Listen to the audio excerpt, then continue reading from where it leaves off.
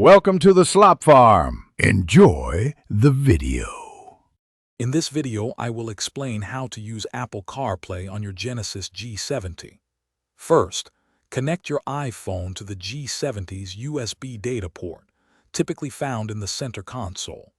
Make sure your iPhone is unlocked and running a current iOS version.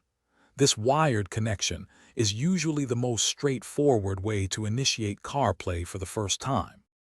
Once connected, your Genesis G70's infotainment screen will likely display a prompt asking to enable CarPlay. You'll need to accept these prompts on both your car's display and your iPhone.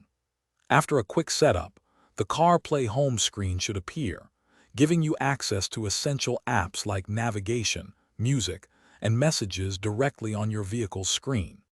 You can easily navigate CarPlay using the Genesis G70's touchscreen or its physical controls.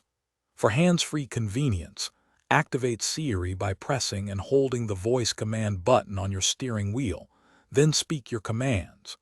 To personalize your experience, you can customize the arrangement of app icons on your CarPlay dashboard directly from your iPhone settings.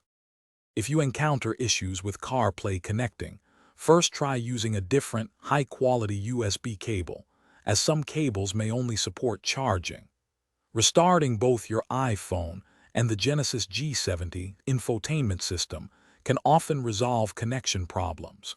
You can also try resetting the infotainment system by holding down the map and setup buttons for about 10 seconds. For more tips and other great deals, be sure to check the link in the description below. Thanks for watching. Consider subscribing if we helped you today.